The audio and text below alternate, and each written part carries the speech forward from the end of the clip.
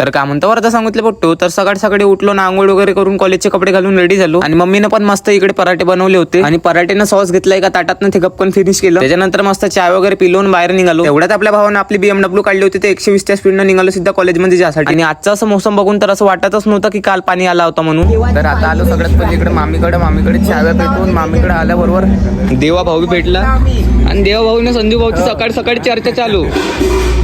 आता ड्युटी झाली आमची खतम. आता चाललो आम्ही घरी.